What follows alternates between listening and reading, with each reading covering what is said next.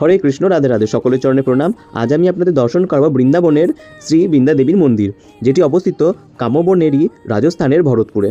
তো চলুন আপনাদের বলে রাখি আমি যে বৃন্দা দেবী মানে কিন্তু তুলসী মহারানী, যেটি গোবিন্দের অত্যন্ত প্রিয়। কারণ কি আপনারা সকলেই জানেন যে তুলসী পাতা ছাড়া আমাদের গোবিন্দ দেব কিন্তু কিচ্ছু গ্রহণ করেন না।